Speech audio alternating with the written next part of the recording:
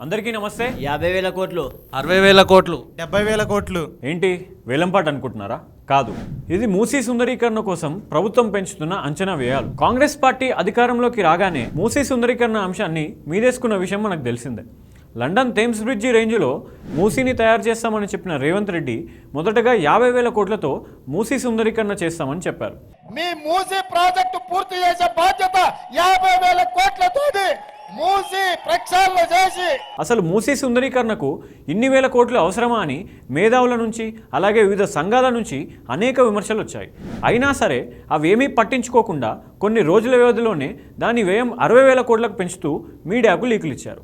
ఇది ఇలా ఉంటే నిన్న మంత్రి జూపల్లి లండన్ థేమ్స్ బ్రిడ్జి రేంజ్లో మూసీ సుందరీకరణ కోసం 70,000 కోట్లు ఖర్చు చేయబోతున్నామని చెప్పారు. Flagship programs of Musi river front Telangana is going to be developed like London Thames with a project cost of rupees 70,000 crores.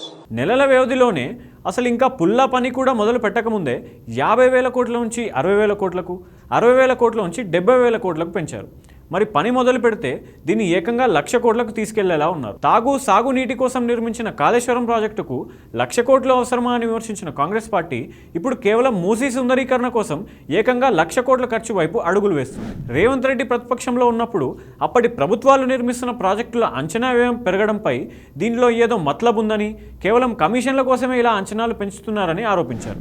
మరి ఇప్పుడు అసలు పనులే మొదలవ్వకుండా మూసీ సుందరీకరణ కోసం 20,000 కోట్లు పెంచారు.